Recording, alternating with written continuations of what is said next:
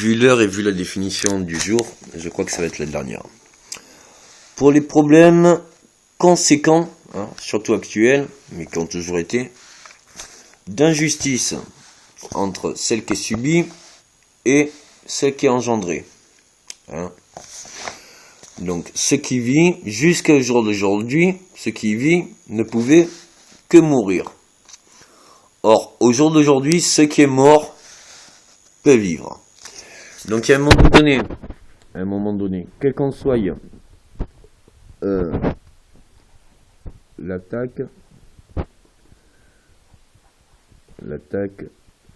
alors, la meilleure attaque,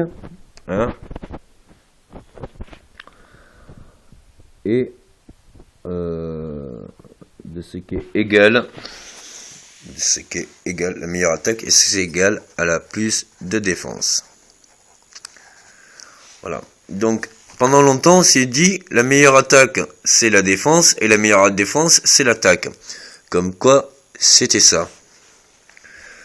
La meilleure attaque, c'est la défense, donc je dirais, c'est pas du tout, la meilleure attaque, c'est la raison.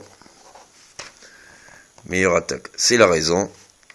Et la meilleure défense, c'est la raison.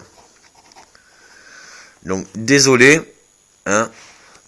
jugement, on ne peut juger bon. Alors, on ne peut juger bon que de tolérance pour réparer préjudice. Parce que il y a un truc qui soit bien clair, c'est que qu'on soit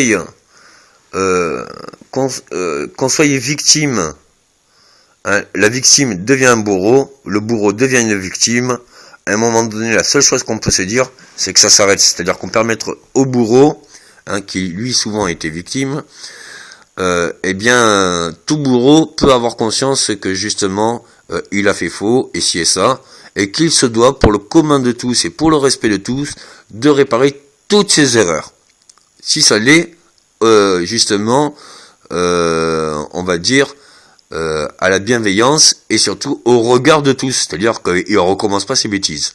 C'est ce que j'essaye de faire.